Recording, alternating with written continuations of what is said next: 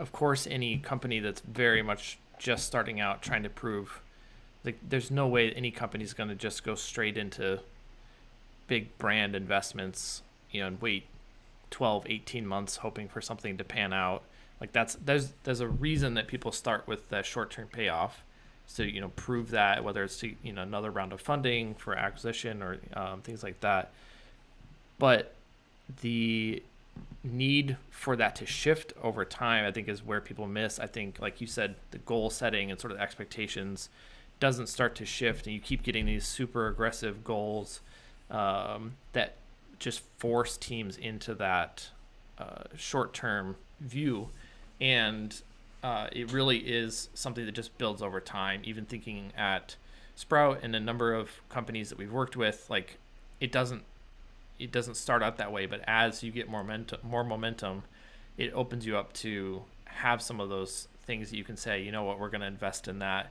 Heard that with the episode with Kristen Bryant from Help Scout. Like, she was talking about how they have the inbound engine going. There's like great SEO content.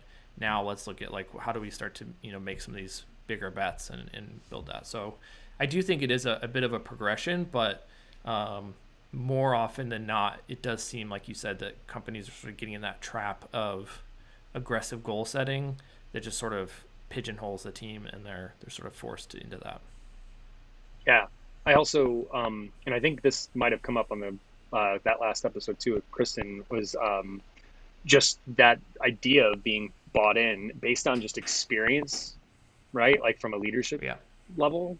I think we work with a bunch of clients that have already have this like strong understanding or buy-in around organic, and they're looking for people to partner with, or looking to help their team support the growth of that, like those specific channels, organic being one. But it's based on some pre-existing, like actual maybe hands-on knowledge or hands-on experience or knowledge with the channel, which I think is critical. I think if you don't have that, then that's why I say it's a kind of a mentality shift.